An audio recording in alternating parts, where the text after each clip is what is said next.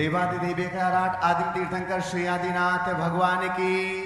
दोनों हाथों को आकाश की ऊंचाई में प्रदान करते हुए पूरी चेतना के साथ अपनी उपस्थिति का एहसास प्रदान कीजिएगा। चैतन्य चमत्कारी श्री चंद्र प्रभु भगवान की, परम शांति विधायक श्री शांतिनाथ भगवान की, चिंतामणि श्री पार्श्वनाथ भगवान की, वर्तमान शासन नायक श्री महावीर भगवान की, 24 तीर्थंकर भगवंतों की, संत शिरोमणि 108 आचार्य गुरुवर श्री विद्यासागर जी महामुनिराज की, आचार्य श्री समय सागर जी महाराज की, गुणायतन प्रणेता शंका समाधान प्रवर्तक भावना योग जनक तरुणाई के प्रखर वक्ता पूज्य मुनिवर श्री प्रमाण सागर जी महाराज की, पूज्य मुनिवर श्री संधान सागर जी महाराज की, समस्त मुनि संघ की।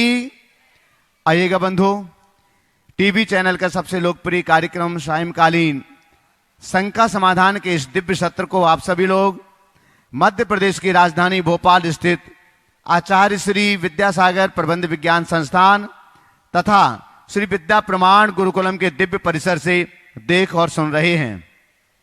जो लोग यहाँ पर उपस्थित हैं, आप सभी का और पारस चैनल, जिनवाणी चैनल, आदिनाथ चैनल, प्रामाणिक ऐप और अन्य डिजिटल माध्यमों से शंका समाधान के इस लोकप्रिय कार्यक्रम को देश और दुनिया में अपने घरों पर बैठ करके देखने और सुनने वाले सभी भक्तगणों का हम हार्दिक हार्दिक स्वागत एवं अभिनंदन करते हैं।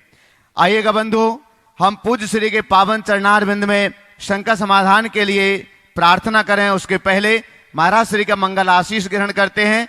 दोनों हाथों को जोड़िएगा, आपके लिए भी मंगल आशीष मिले और आपके माध्यम से देश और दुनिया में अपने घरों पर बैठ करके इस कार्यक्रम को देखने वाले सभी भक्तगणों के लिए भी मंगल आशीष की छांव प्राप्त हो। हे महाराज श्री, नमोस्तु नमोस्तु नमोस्तु, इच्छामि इच्छामि इच्छामि। आइएगा बंधुओं, जैसे कि हम सभी के लिए मालूम है, पूज्य श्री के मंगलमयी चातुर्मास में आने वाले एक दिन के बाद ही रविवार से 27 जुलाई से भावना योग का शिविर प्रारंभ होने जा रहा है। ऑनलाइन शिविर है। हम सभी के लिए ज्ञात है कि यह भावना योग का शिविर एक विशेष भावना योग की जो पुस्तक है, जिसका विमोचन अभी 13 जुलाई को किया गया था माननीय शिवराज सिंह जी के हाथों, फील टू हील भावना योग का विज्ञान।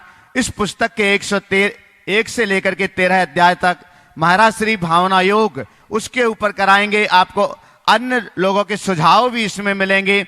मेरा आपसे अनुरोध है, एक दिन आपके बीच में है, अगर ये पुस्तक आपके हाथों में होगी, आप पहले से इस पुस्तक को पढ़ सकेंगे, तो आपको उस भावना योग को और अच्छे से करने में सुगमता होगी, सुलभता होगी। तो आप इस भावना योग की पुस्तक को फील टू हील, इस पुस्तक के लिए ऑनलाइन भी आप प्राप्त कर सकते हैं। जो लोग घरों पर रहेंगे वे लोग इस पुस्तक को प्राप्त कर सकते हैं प्रामाणिक ऐप अथवा मुनि प्रमाण सागर .net पर जाकर के आप वहां से इस पुस्तक को अपने घर तक मंगा सकते हैं। आपके पास तक पुस्तक पहुंचेगी। साथ ही साथ जो लोग यहाँ पर आए हुए हैं वे बाहर स्टॉल से इस पुस्तक को प्राप्त कर लें, ताकि आपके लिए भावना योग के लाभ और उसमें दिए हुए, क्योंकि महाराज श्री एक बार आपके लिए बतलाएंगे, हो सकता है उतनी चीजें आपकी समझ में नहीं आ पाए, लेकिन उसके माध्यम से आपके जीवन के लिए बहुत कार्यकारी होगी। बंधुओं, 31 जुलाई को 23 में तीर्थंकर श्री पार्श्वनाथ भगवान का पावन निर्वाण दिवस हम सभी लोग मना रहे हैं। जो लोग साक्षात यहाँ पर हैं वे तो हैं ही, लेकिन जो लोग इस समय भोपाल शहर में अपने घरों पर बैठ करके इस कार्यक्रम को देख और सुन रहे हैं, हम उन सभी कॉलोनियों में रहने वाले भोपाल के वासियों से अनुरोध कर रहे हैं कि वे प्रातः काल की मंगल वेला में अपने जिन मंदिरों में अभिषेक, शांतिधारा, निर्वाण लाडू समर्पित करें, लेकिन और सभी आप अपने सभी जिनालयों से भी लाडू लेकर के आ सकते हैं, लेकिन महाराज श्री की चरण सानिध्य में प्रवचन के बाद 9:30 बजे सामूहिक रूप से निर्वाण लाडू यहाँ पर चढ़ाया जाएगा। महाराज श्री की चरण सन्निधि में ये सारा मांगलिक कार्यक्रम होगा। तो भोपाल में जो लोग शंका समाधान के इस कार्यक्रम को देख रहे हैं, आप अपने समय को सुनिश्चित कीजिएगा। प्रातः काल आप अपने जिनालयों में पहुंच करके अपने जिनालयों में निर्वाण लाडू समर्पित करें और आप वहां से पधारें 9:30 बजे। महाराज श्री के मंगल प्रवचन के बाद आप यहां सामूहिक रूप से निर्वाण लाडू चढ़ाने का सौभाग्य प्राप्त कर सकेंगे। बंधुओं, पर्वराज पर्यूषण में लगने वाले श्रावक संस्कार शिविर के रजिस्ट्रेशन लोग बहुत तेजी के साथ में करा रहे हैं। हमारा आपसे भी अनुरोध है, अगर आपने अभी तक रजिस्ट्रेशन नहीं कराया है श्रावक संस्कार शिविर के लिए, तो आप प्रामाणिक ऐप अथवा मुनि प्रमाण सागर .net से अपना रजिस्ट्रेशन सुनिश्चित कीजिएगा, ताकि पूज्य श्री के पावन श्री चरण सानिध्य में आप हरियाली की इस गोद में श्री विद्या प्रमाण गुरुकुलम के इस दिव्य परिसर में आप संयम साधना और महाराज श्री की चरण सन्निधि का लाभ प्राप्त कर सकें, सौभाग्य प्राप्त कर सकें। आइएगा बंधु, हम पूज्य श्री संधान सागर जी महाराज जी के पावन श्री चरणों में नमोस्तु पूर्वक शंका समाधान के इस सत्र को आगे बढ़ाने के लिए प्रार्थना करते हैं। हे महाराज श्री, नमोस्तु नमोस्तु नमोस्तु। चलते हैं गुरु चरणों में। इन पंक्तियों के माध्यम से श्री प्रमाण सागर तुम्हें बारंबार प्रणाम, श्रद्धा सुमन समर्पित कर पाऊं शिव सुख धाम, पाऊं शिव सुख धाम। इसी भावना के साथ में आज अपन गुरु चरणों में प्रथम प्रश्न कर रहे हैं। आर्यन जैन जबलपुर से, भाग्य का मतलब क्या होता है और भाग्य कैसे बनाते हैं? भाग्य का मतलब क्या होता है और भाग्य कैसे बनाते हैं? देखो, अगर इसे एकदम व्यवहारिक शब्दों में कहूं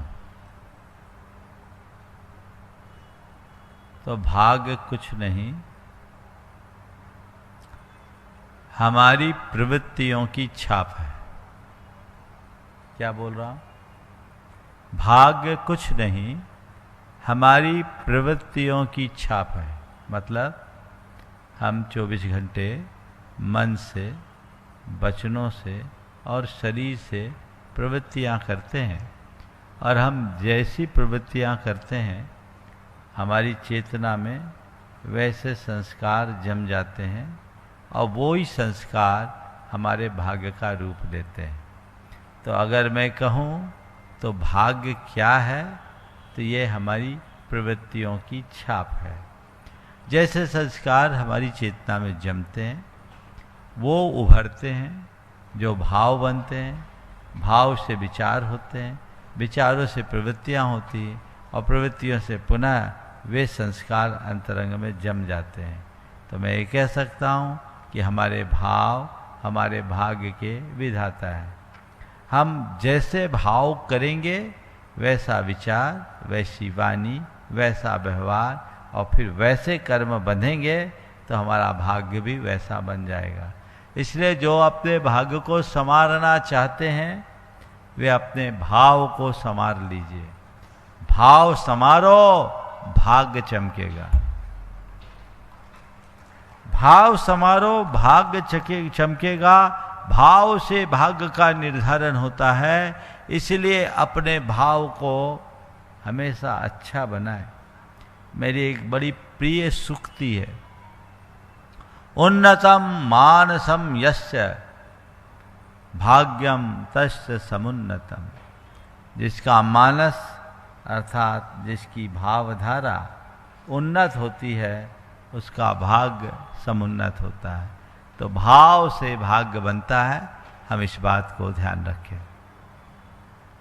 राजेश जी सेठी धनबाद से पूछ रहे हैं, जीवन में मित्रता कितनी जरूरी है, और मित्र के प्रति कभी कभी मन में जलन या तुलना की भावना आ जाती है, तो उसे कैसे दूर करें? मित्रता, देखो मनुष्य एक सामाजिक प्राणी है, एकाकी नहीं रह पाता, और उसे अपने एकाकीपन को मिटाने के लिए साथी की जरूरत होती है, और इसी साथी का नाम मित्र है। मित्रता हमारे जीवन का एक उपकारी अंग है, उपयोगी अंग है। इसलिए मित्रता तो जीवन के लिए आवश्यक है, पर सवाल है किसको हम अपना मित्र बनाएं। मेरे देखिए 4 बातों को ध्यान में रखकर मित्र का चुनाव करना चाहिए। पहली बात, जो हमें अच्छी प्रेरणा दे उसे आप अपना मित्र बनाएं। दूसरी बात, जो हमें बुराइयों से दूर करे उसे अपना मित्र बनाएं। तीसरी बात, जो हमारे हित का साधक हो उसे अपना मित्र बनाएं। और तीसरी बात, जो हमें अहित से बचाए, चौथी बात, अपने अहित से बचाए उसे अपना मित्र बनाए। जो अच्छी प्रेरणा दे, जो बुराइयों से दूर रखे, जो हित का साधक हो और जो अहित से बचाए उसे ही अपना मित्र बनाए, जिसमें संयम हो, सदाचार हो, सकारात्मकता हो, श्रद्धा हो, वही मित्र बनाने योग्य है। प्रबोध जी जैन मैयर से पूछ रहे हैं, महाराज श्री जी नमोस्तु, जब जिम्मेदारियां अधिक हो और उन्हें पूरा करने के स्रोत कम हो, ऐसे में उन जिम्मेदारियों का निर्वहन कैसे किया जाए? जिम्मेदारियां अधिक हो, पूरा करने का स्रोत कम हो, तो जिम्मेदारियों का निर्वहन कैसे करें? देखिए, जिम्मेदारियां जो भी है उसे जिम्मेदारी पूर्वक निभाए, पर कदाचित हमारे पास स्रोत या संसाधनों की कमी है तो हैरान ना हो, चरणबद्ध तरीके से करे। मेरे ऊपर 10 जिम्मेदारी है और मेरे पास संसाधन 4 की है, तो मुझे ये तय करना चाहिए कि इन 10 जिम्मेदारियों में सबसे ज़्यादा प्राथमिकता किसे दें। जो प्राथमिक है उसे प्रमुखता से निभा लें। फिर उसके बाद अवसर और अनुकूलता के अनुसार अन्य चीज़ों को आप निभाइए। जिम्मेदारी निभाने के लिए अगर आपके पास साधन है, अधिक से अधिक जिम्मेदारी निभाइए। कदाचित साधन की कमी दिखती है तो आप अपनी जिम्मेदारियों को बांटना शुरू कर दीजिए। बस गुरुदेव एक बात कहते थे, जिम्मेदारी निभाओ, जिम्मेदारी ओढ़ो मत। ज़्यादातर लोगों के साथ ऐसा होता है, जिम्मेदारियां जितनी होती उससे ज़्यादा वो ओढ़ लेते हैं, सब लपेट करके बैठ जाते हैं, न करते हैं न किसी को करने का अवसर दे पाते हैं। हमें चाहिए कि हम खुद करें और न कर पाए तो औरों को बांट दें, रास्ता प्रशस्त होगा। अनिल जी जैन कोलकाता से पूछ रहे हैं, महाराज श्री मैं जानना चाहता हूं कि हम सांसारिक जिम्मेदारी को निभाते हुए सच्चा वैराग्य जो दिखावा ना हो पर भीतर से आत्मा को संसार की मोह माया से अलग कर दे, क्या इसके लिए कोई विशेष साधना और विचारधारा है? और कैसे समझे कि हमारा वैराग्य सच्चा है, न कि केवल मन की दिखावट? बिल्कुल सही बात है। अपनी जिम्मेदारियों को निभाते हुए भी हम वैराग्य के पथ पर चल सकते हैं। और वैराग्य ऐसा कहीं नहीं है कि आपको आपकी जिम्मेदारियों से विमुख करे। हमारे यहाँ कहा गया है, गृहस्थो मोक्ष मार्गस्थ हो। गृहस्थ भी मोक्ष मार्गस्थ हो सकता है, बशर्ते आप धर्म को अध्यात्म से उत्प्रेरित होकर अपनाएं, धर्म को कोई क्रिया के रूप में ना अपनाएं। आपके अंदर तत्व की सही समझ हो और अंतरंग में वैराग्य हो। जिस मनुष्य के हृदय में सच्चा ज्ञान और वैराग्य प्रकट हो जाता है, वो कभी भटकता नहीं। वो अपनी जिम्मेदारियों को निभाता है, लेकिन कर्तव्य की भावना से। उसके मन में कर्ता बुद्धि नहीं। एक बड़ी सुव्यवस्थित विचारधारा है, वह है कि गेही पे गेह में न रचे, ज्यों जलते भिन्न कमल है। वो गृहस्थ है पर गृहस्थी में रचे पचे नहीं। जैसे कीचड़ में कमल होता है, वो कीचड़ से अलिप्त रहता है। पानी में रहने के बाद भी वो पानी के कण को स्वीकार नहीं करता। तो यही विचारधारा एक सच्चे धर्मात्मा की होती है। एक बड़ी पुरानी उक्ति है, रे सम दृष्टि जीवड़ा करे कुटुंब प्रतिपाल, अंदर से न्यारा रहे धाय खिलावे बाल। एक सम्यक दृष्टि अपने घर गृहस्थी और दुनियादारी के सारे कर्तव्यों का निर्वाह करता है, लेकिन भेद विज्ञान के साथ। जैसे एक धाय बच्चे का लालन पालन करती है, उस पर अपना पूरा मातृत्व उड़ेल देती है। ऐसे भी कुछ उदाहरण आए हैं जिसमें उस धाई माँ ने अपना ऐसा मातृत्व उड़ेला कि कुछ पल के लिए बच्चों को भी ये भ्रम हो गया कि यही मेरी असली माँ है। लेकिन भाई धाय अपना संपूर्ण मातृत्व उड़ेलने के बाद भी ये जानती है कि मेरा असली बेटा कौन है, ये मेरा कर्तव्य है, ये मेरा नहीं। तो बस सबके बीच रहो, स्वयं में रमो। हमारे जीवन के कल्याण का मार्ग केवल यही। कल जिनका प्रश्न रह गया था, श्रीमती संध्या जी जैन बावड़िया टला यहाँ पर उपस्थित है। उनका प्रश्न है गुरुदेव, वो अभी चली गई शायद। महाराज श्री जी कहते हैं कि जितना सहन करोगे उतना ही समर्थ बनोगे। क्या कोई सहनशीलता की भी सीमा होती है? देखिए, ये बिल्कुल सही बात है। मैं अक्सर दोहराता हूँ, जितना सहन करोगे उतना समर्थ बनोगे। आपने पूछा सहनशीलता की कोई सीमा होती है? जो सहनशील होता है उसके लिए कोई सीमा ही नहीं होती। उसका तो एक ही लक्ष्य होता है कि मुझे सहन करना है, और जितना बने सहन करना है, अधिक से अधिक सहन करना है। तो अपने आप सहनशीलता की सीमा की कोई ज़रूरत नहीं। धरती सबको सहती है, क्या कभी वो सीमा की बात करती है? सहना है तो सहना ही है, उसमें कुछ नहीं कहना। अपने बीच में उज्जैन से डॉक्टर सृष्टि मिनी जैन यहाँ पर उपस्थित है। वे अपना प्रश्न करेंगे और उसके बाद में प्रियंका जी बड़कुल अवधपुरी तैयार रहेंगे। माइक वहां तक पहुंचा दें।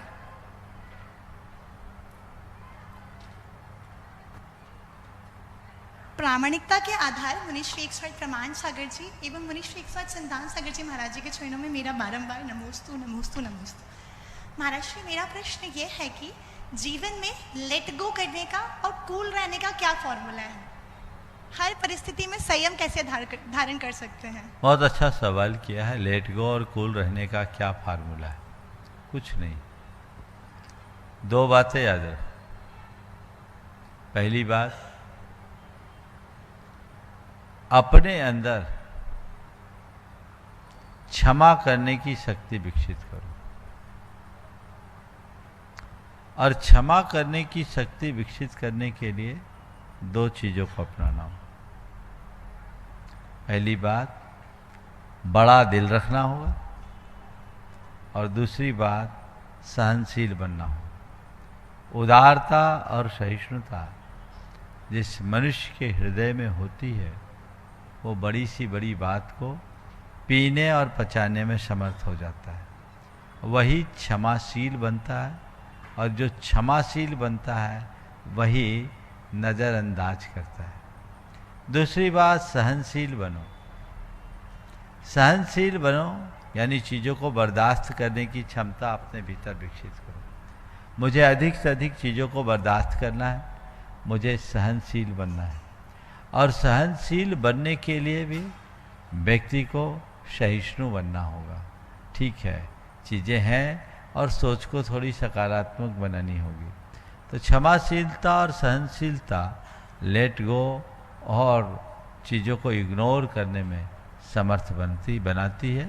और ये बात अपने गांठ में बांध ले कि हम जब तक चीज़ों को नज़रअंदाज करने में अथवा बर्दाश्त करने में समर्थ नहीं होंगे, जीवन का रस प्रकट नहीं होगा।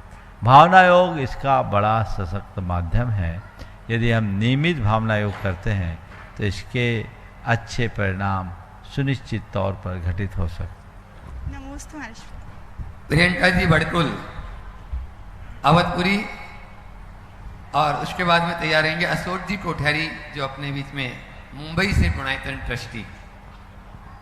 परम पूज गुरुवर के चरणों में बारंबार नमोस्तु नमोस्तु नमोस्तु नमोस्तु महर्षि। महर्षि, भारत जो कि जिसने कि पूरी दुनिया को कला सिखाई, अब महर्षि आज़ादी के 75 साल बाद वही कलाएं हम स्किल कोर्सेज के नाम पर सीख रहे हैं। ये कौन सा गैप था जो कला को छोड़ के अब हम स्किल के नाम पर अब फिर से वही चीज़ सीखना शुरू कर रहे हैं? ये बहुत बड़ा दुर्भाग्य है या एक प्रकार की विडंबना है। हमारे देश के साथ ऐसा हुआ है। हमारे देश में सांस्कृतिक आघात बहुत हुए और जिनसे हमारी परंपराएं छिन्न भिन्न हुई। जब से अंग्रेज़ों ने हमारी गुरुकुल प्रणाली को प्रतिबंधित किया 1856 में और नई शिक्षा नीति अपनाई, लागू हुई, तब से हमारी बहुत सारी चीज़ें ऐसी है जो धीरे धीरे छिन्न भिन्न हो गई, सब कुछ तहस नहस हो गई। एक समय था जब हमारे यहाँ 72 कला और 64 गुण सिखाए जाते थे और हर कोई कला और गुणों में निपुण होता था। धीरे धीरे गैप हो गया। अंग्रेज़ों को बाबुओं की ज़रूरत थी अपना काम कराने के लिए, तो उनने एक अदद नौकरी की बात की और बस केवल किताबी ज्ञान परोसना शुरू किया, हमारे कला गुणों को गौण किया और धीरे धीरे लगभग अब 250 साल होने को है, इनमें सब चीज़ें चले गई और कला गुण खंडित हो गया। हम अपने कला गुणों से विमुख हो गए और डिग्रियों का पुलिंदा मनुष्य के साथ जुड़ गया जो अर्थहीन है, और इसी कारण आज अनेक प्रकार की बेकारी, बेरोजगारी जैसी समस्याएं अपना विराट स्वरूप धारण कर रही। तो इन सब बातों को ध्यान में रखते हुए सरकार का ध्यान इधर गया, बहुत अच्छी बात है, और सरकार आज इन्हें प्रोत्साहित कर रही है। मैं समझता हूँ जब जागो तभी सवेरा।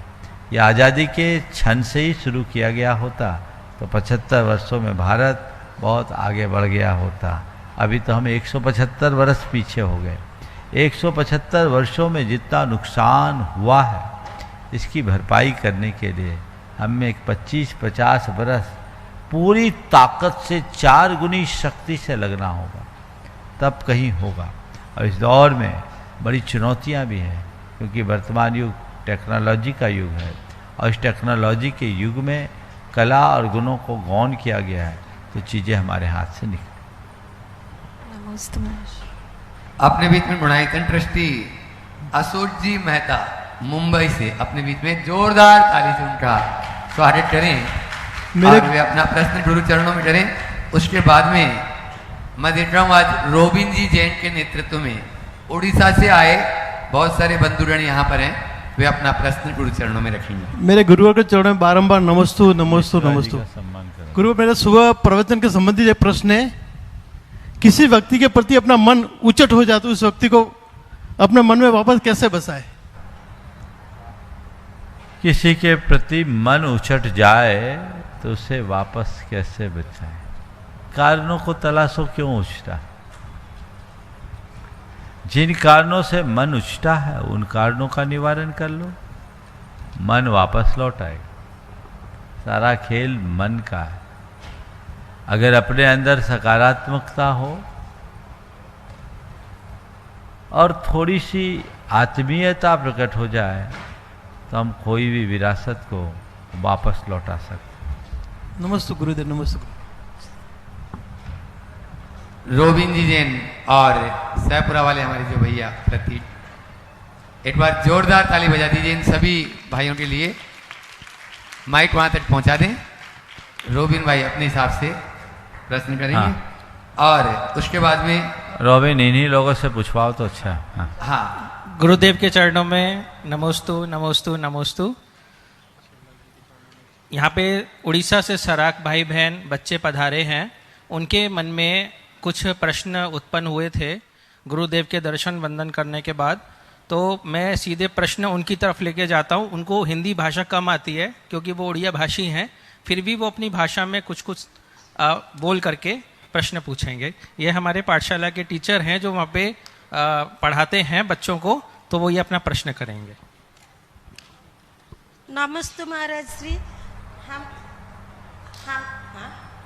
मैं सुहागपुर की पाठशाला के टीचर सेबती माला में। मेरा एक प्रश्न है, हमें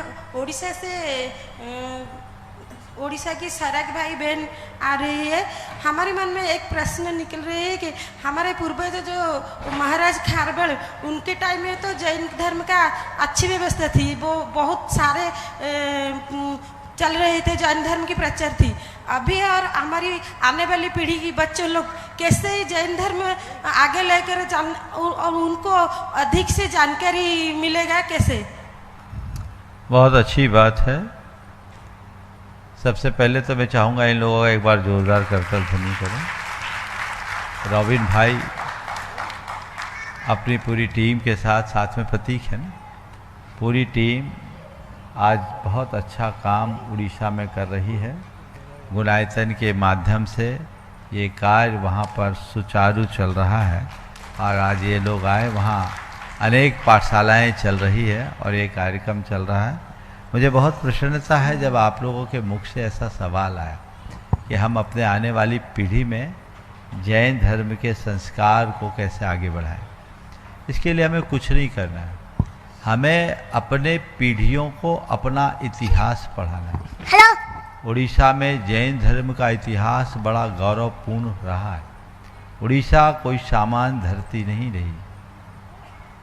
कलिंगाधिपति कलिंग चक्रवर्ती महाराजा सम्राट एल खारवेल की वह धरा रही है जिसने जैन धर्म और जैन संस्कृति को बहुत सींचा है। उड़ीसा में जैन धर्म का बहुत गहरा प्रभाव था। कलिंग राजा ने, कलिंग जिनके नाम से ख्यात, भगवान ऋषभदेव की प्रतिमा जिसे नंदवंशी राजाओं ने वहाँ से उठा लिया था, लगभग 200 वर्षों के बाद मगधाधिपति राजा पुष्यमित्र पर हमला करके उसे बंदी बनाकर वापस लौटाया और कलिंग में ले जाकर अपने पुराने गौरव को फिर से स्थापित कर महासम्मेलन किया।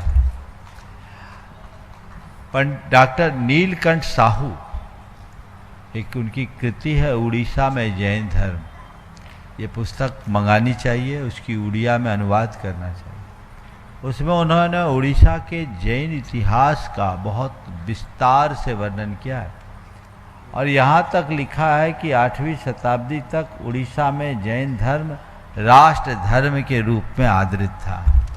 कलिंग का राष्ट्र धर्म था। वहाँ बहुसंख्यक लोग कभी जैन रहते थे।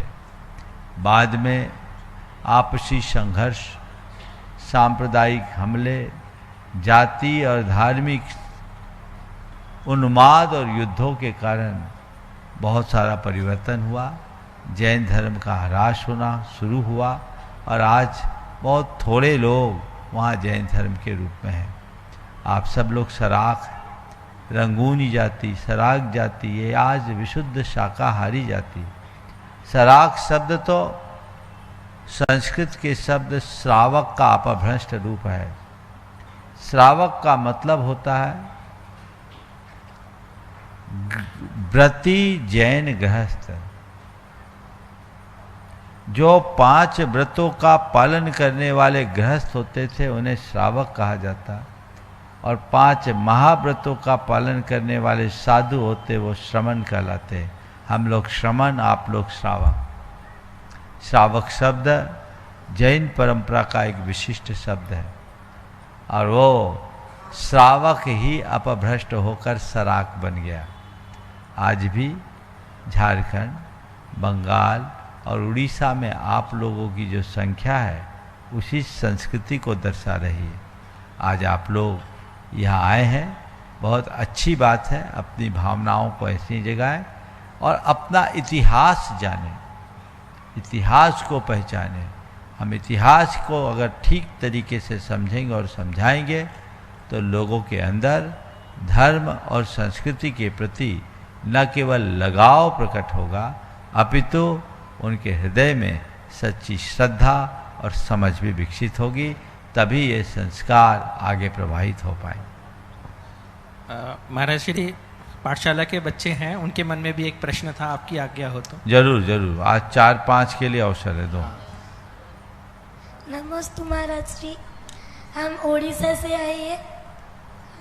हमारा मन में एक प्रश्न है कि हमारे गांव में जैन मंदिर कुछ नहीं है, हम जैन धर्म की कैसे पालन कैसे करें?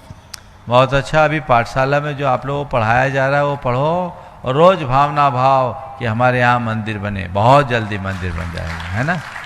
चलो नमस्ते महाराज। अगला 2 ही है और कोई नहीं। चलो बहुत बढ़िया, एक बार इन लोग जोरदार अभिनंदन कर दें। हाँ, अपने बीच में अक्षत जी जैन, यहाँ पर जो सुपुत्र है राजेश जी, श्वेता जी पारेसोम, माता पिता तो व्रती जीवन जी रहे हैं, आप देखें ये मुंबई में रह के भी बहुत अच्छे से अपना जीवन यापन कर रहे हैं। और बंधुओं, जब नारायण नगर पूज्य गुरुवर के चरण पड़े तो वहाँ से फोन से बोलता है कि मैं भी गुणायतन का ट्रस्टी अलग से बनूंगा। पिताजी ट्रस्टी थे ही और सुपुत्र भी ट्रस्टी बन गए। जोरदार ताली बजा दी। आज अपने बीच में अक्षत भाई यहाँ पर उपस्थित है और उनके माता पिता अहरनिश गुरु सेवा में दोनों लगे रहते हैं। फिर उसके बाद में तैयार रहेंगे अशोक जी, सुषमा जी, सिंगई, खुरई, गुणायतन ट्रस्टी। नमोस्तु महाराज जी, नमोस्तु महाराज जी, नमोस्तु महाराज जी। मेरा प्रश्न ये है कि जो सामान्य श्रावक होता है, जो अजैन है, वो जनरली जैनों को बस इस तरीके से जानता है कि जो आलू प्याज नहीं खाता, रात में नहीं खाता, इस सामान से ही जानता है। तो हम अपनी दिनचर्या में और ऐसे क्या कर्म करें कि वो और डेप्थ में एक सामान्य व्यक्ति जैनिज्म को समझ पाए? बहुत सही बात, बहुत अच्छा सवाल है। हम लोग आम जनों के बीच जैनत्व की सही छाप छोड़ने में विफल रहे। ऐसा इसलिए क्योंकि लोगों ने जैन धर्म को उसकी केवल ऊपरी क्रियाओं तक सीमित कर लिया। उसका एक कुपरिणाम निकला कि लोगों के बीच जैन धर्म के प्रति भ्रांत धारणा बन गई। लोगों के मन में ये बात बैठ गई कि जैन धर्म एक बड़ा कठोर धर्म है, जैन साधना बड़ी कठिन साधना है। और जैन समाज के प्रति भी लोगों की जो छवि बनी वो गलत बन गई कि जैनी केवल पूंजीपतियों का और धनिकों का समूह है जैन समाज। ये दोनों धारणाएं ठीक नहीं। हमें चाहिए कि हम जैन धर्म के वास्तविक स्वरूप को लोगों तक पहुंचाएं, अपने आचार, अपने विचार और अपने व्यवहार से। पहली बात, हम लोगों को बताएं कि जैन धर्म केवल खाने न खाने तक सीमित नहीं है। जैन धर्म अहिंसा, सत्य, अचौर, ब्रह्मचर्य और परिग्रह रूप 5 व्रतों की बात करता है। जैन धर्म अहिंसा, अनेकांत, अपरिग्रह और शाद्वाद जैसे सिद्धांतों का पैरोकार है। जैन धर्म प्राणी मात्र के प्रति मैत्री, करुणा, माध्यस्थता और प्रमोद भाव, प्रेम भाव की अभिव्यक्ति की बात करता है। जैन धर्म क्षमा, मार्दव, आर्जव, शौच, सत, संयम, तप, त्याग, आकिंचन और ब्रह्मचर्य जैसे उदात्त जीवन मूल्यों की उपासना की बात करता है। जब हम इन बातों को अपने व्यवहार में लाएं, जो जियो और जीनोदय के संदेश को आत्मसात कर सके, जब हमारे जीवन में क्षमा का भाव आए, जब हमारे हृदय में प्रेम और आत्मीयता का भाव आए, जब हम अपने अंदर के कषायों को कम करने में समर्थ होकर एक अच्छा उदाहरण प्रस्तुत करें, तो मान करके चलिएगा लोगों की धारणा बदलेगी। न केवल धारणा बदलेगी अपितु वो आपके प्रति आकर्षित भी होंगे। अगर एक पंक्ति में किसी व्यक्ति को जैन धर्म के बारे में बताना है तो मैं ये कह सकता हूँ, जैन धर्म एक ऐसा धर्म है जो व्यक्ति को सहज, शांत, स्वस्थ और संतुलित जीवन जीने का रास्ता बताता है। जैन धर्म एक ऐसा धर्म है जो व्यक्ति को सहज, शांत, स्वस्थ और संतुलित जीवन जीने का रास्ता बताता है। और जैन दर्शन की बात करें तो जैन दर्शन एक ऐसा दर्शन है जो हर आत्मा को परमात्मा होने का रास्ता बताता है। हम इस तरीके से जब बातें लोगों के बीच रखें तो निश्चित लोगों के जीवन पर उसका असर होगा। यहाँ तक जैन समाज की बात है, हमें ये चाहिए कि हम लोगों के बीच में ये बात स्थापित करें कि जैन समाज व्यवसायी समाज है, लेकिन व्यवसायी होने के साथ साथ उदार समाज भी। आज भी जनसंख्या के अनुपात से जैनियों के द्वारा जन कल्याण के जितने कार्य किए जा रहे हैं, अनुपाततः उतना अन्य समुदायों में कम देखने को मिलता है। ये जैनियों की उदारता का परिचय है। जैन लोग जितना पैसा कमाते हैं उतने ही उत्साह से दान भी करना जानते हैं। दान की परिपाटी जैनियों में बड़ी उत्कृष्ट है। इसका ही परिणाम है कि कभी भामा सा पैदा होता है तो वो जैन होता है, कहीं जगलू सा प्रकट होते हैं तो जैन होते हैं, और कहीं से टोडरमल जैसी विभूति आती है तो वो भी जैन होते हैं। हम जैनों की छवि को लोगों के बीच प्रस्तुत करने का प्रयास करें। नमोस्तु महाराज।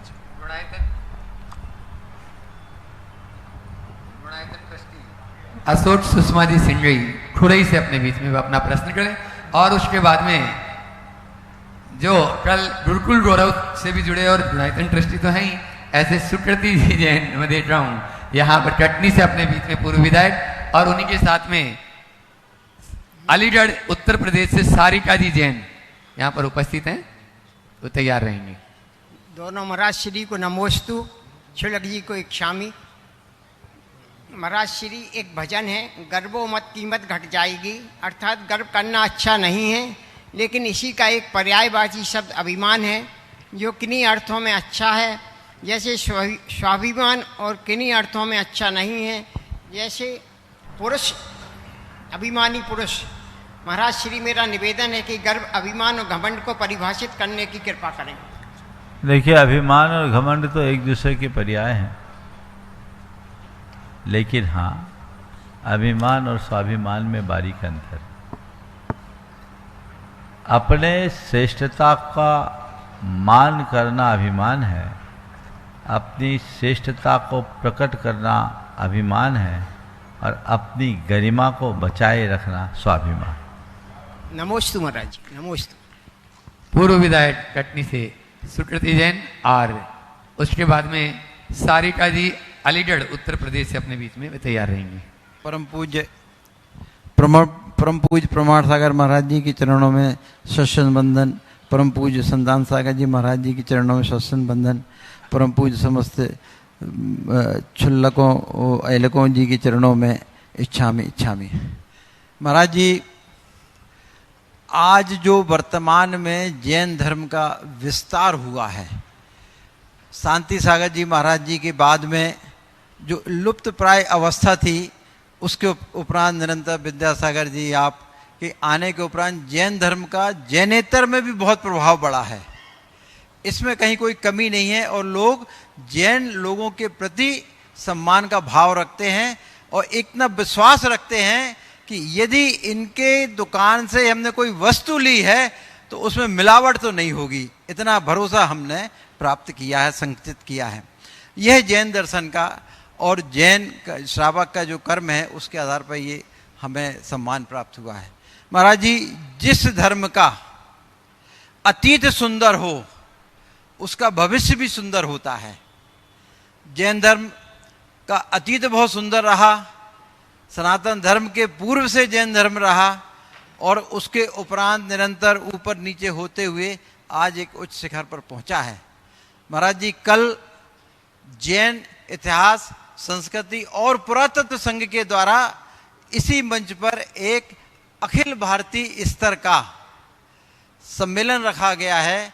उसमें चेन्नई, लखनऊ, अलीगढ़, रायपुर, उड़ीसा, सब जगह से पुरातत्वविद आ रहे हैं।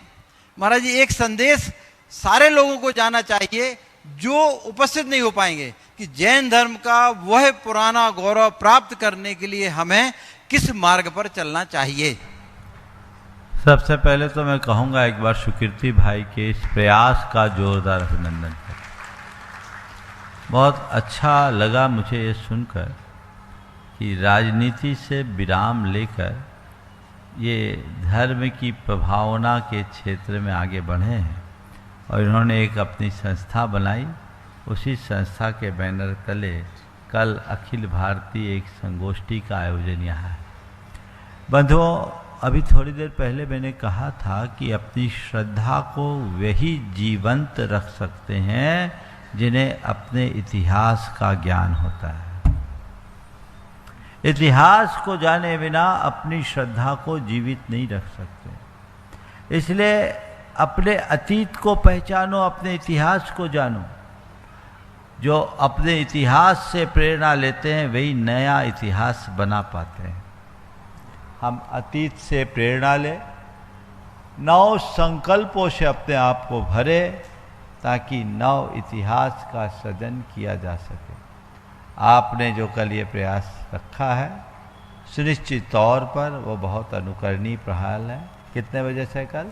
दोपहर 2 बजे से महाराज। 2 बजे से 5 बजे तक। 2 बजे से 5 बजे 5 बजे तक है। आम लोग भी जो आए उसका सीधा प्रसारण तो यहाँ नहीं हो पाएगा, नहीं। लेकिन ऐसी व्यवस्था रखेंगे कि उसकी छोटी सी झलक जी, कल जी। शाम के शंका समाधान में प्रसारित हो जाए। ये कार्यकर्ता इसका ध्यान रखेंगे, उसकी एक झलक लोगों तक जानी चाहिए, और अगर उसमें और कुछ सारगर्भित दिखेगा, निश्चित दिखेगा, तो उसके स्वरूप को आगे भी संयोजित करके प्रस्तुत किया जा सकेगा। लेकिन आम लोग जो भी है इसका लाभ लेना चाहते हैं वे जरूर यहाँ आए, उपस्थित होकर इसमें अपनी भागीदारी सुनिश्चित करें, और जो लोग आ रहे हैं उनका उत्साहवर्धन भी करें। बहुत बहुत नमस्ते। सारिका जी जैन, अलीगढ़ उत्तर प्रदेश से अपने बीच में, और मैं चाहूँगा अपने बीच में जो पूज्य महाराज श्री जी की वाणी को जन जन तक पहुँचाते हैं, और वह ऐसा जिनवाणी चैनल से आज यहाँ मिश्रा जी उपस्थित हैं, वे यहाँ मंच पर आ जाएं, उनका यहाँ कमेटी सम्मान करेगी। नवरत्न परिवार तैयार रहें। नमोस्तु नमोस्तु नमोस्तु गुरुदेव। कलिकाल में जीवों का मोक्ष कठिन है, क्या कोई जीव अभी भी सिद्धि प्राप्त कर सकता है? कलिकाल में जीवों का मोक्ष कठिन है, लेकिन क्या अभी भी कोई सिद्धि प्राप्त कर सकता है? देखो, सिद्धि प्राप्त करने का मतलब क्या है? अपने आप सिद्धि प्राप्त करे या न करे, शुद्धि जरूर पा सकता है, और जो शुद्धि पाता है उसे ही सिद्धि मिलती है। समझ गया? इसलिए हैरान ना हो, हमारे पास मोक्ष नहीं है उसकी हमें कोई परवाह नहीं, मोक्ष मार्ग तो है, हम उस पर ध्यान। नमोस्तु महाराज। हाँ, नवरत्न परिवार और अपने बीच में अनुभव जी सराफ गुणायतन के शिरोमणि संरक्षक भी, यहाँ के प्रमाण श्री विद्या प्रमाण गुरुकुलम के महामंत्री रवि जी मड़वैया और रोहित जी सुगंधी, और साथ में महावीर जी सिंगई। मिश्रा जी का स्वागत अभिनंदन। आप लोग दोनों हाथों को बांधे नहीं, जोरदार ताली से उनका स्वागत अभिनंदन कर दें।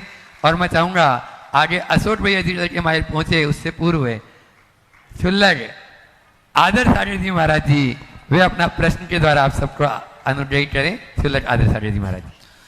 नमोस्तु भगवान।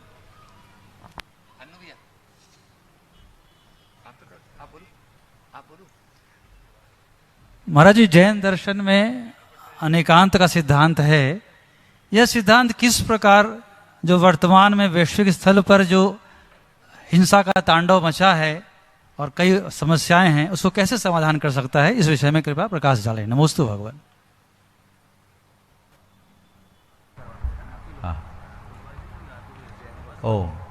आपने पूछा है जैन दर्शन के अनेकांत दर्शन को, अनेकांत को जीवन व्यवहार में कैसे उतारा जाए। ये सत्य है कि अनेकांत के अभाव में हमारा जीवन व्यवहार ही नहीं चल सकता।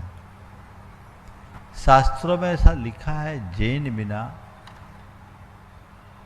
लोगस व्यवहारो विनसम भवति तम तिह्वनेक गुरुनो नमो नमो नेयंत वायस।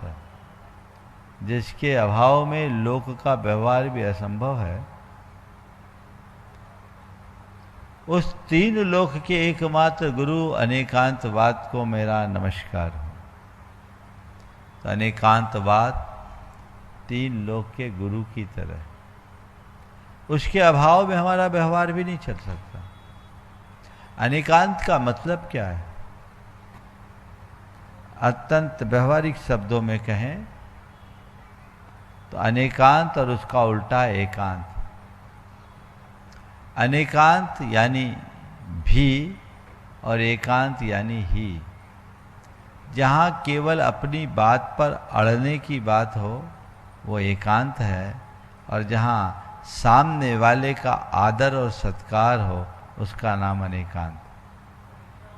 गुरुदेव ने इस बात को बहुत अच्छे शब्दों में लिखा है।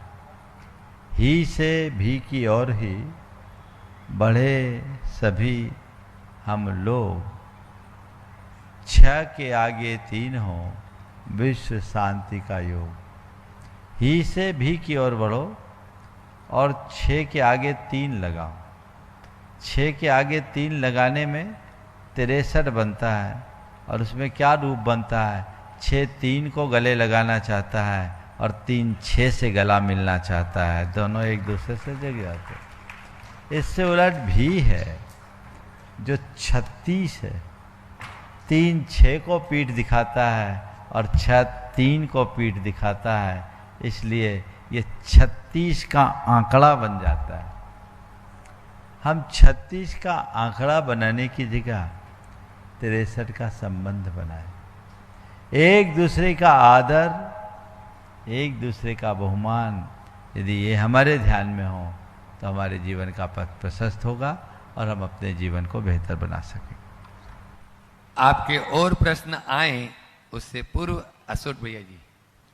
आइएगा बंधु, जैसे कि हम सभी के लिए मालूम है, पूज्य श्री के पावन श्री चरणों में श्री विद्या प्रमाण गुरुकुलम में रहने वाले सभी मेधावी छात्र शिक्षा के साथ साथ संस्कारों का बीजारोपण भी कर रहे हैं, वे संस्कारों को भी प्राप्त कर रहे हैं, महाराज श्री का मंगल आशीष भी ले रहे हैं।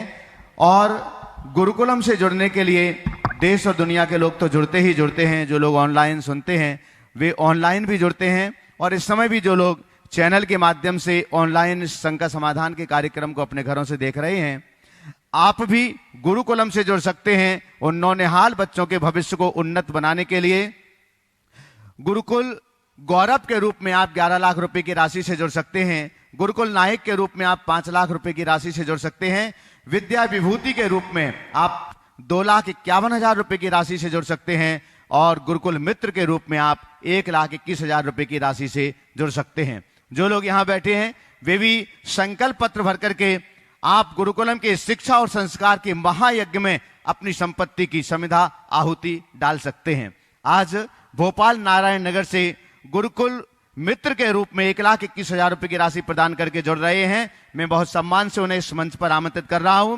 श्री सुधीर कुमार जी जैन, श्रीमती रवि कांता जैन, नारायण नगर भोपाल से हमारे बीच हैं, कृपया पधारें। और आपका सम्मान करने के लिए, चूंकि नारायण नगर से राजेश जी हैं, वो ही लेकर के आए हुए हैं, तो मैं सम्मान के लिए राजेश जी पारस, श्वेता जी, उनको यहाँ से रवि मड़वैया जी आज यहाँ पर हैं, तो उनको भी मैं यहाँ आमंत्रित करता हूं कि कृपया पधारें, यहाँ सामने आ जाए। महाराज श्री के दोनों हाथों की तालियों को उन्मुक्तता दीजिएगा चैनल के माध्यम से, दूसरे लोगों के पास तक भी ये समाचार पहुंचे और आप भी चलिए दोनों साथ में हो जाएं।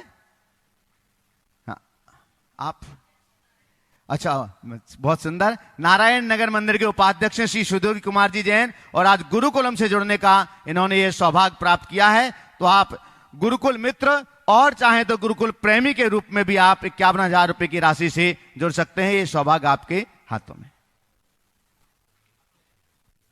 ओम।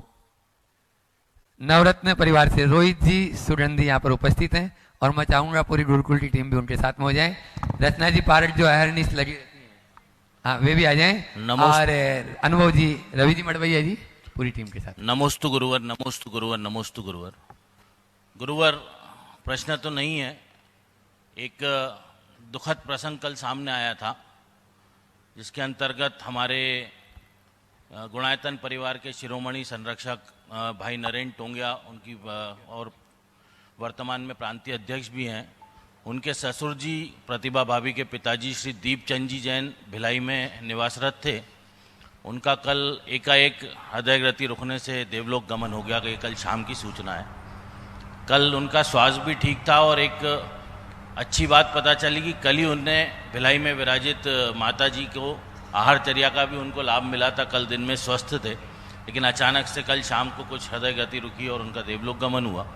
गुरुवर, पूरा परिवार स्तब्ध है, साथ में गुणायतन परिवार भी स्तब्ध है। आपसे बस इतना निवेदन है कि पूरे परिवार को संबल देने के लिए अपने आशीष वचन दीजिए। देखो, किसी भी व्यक्ति का अपने बीच से अचानक चले जाना अखरता है, स्वाभाविक है, सबको चुभता है। लेकिन हमें इस बात को सदैव स्मरण में रखना चाहिए कि आना जाना लगा हुआ है।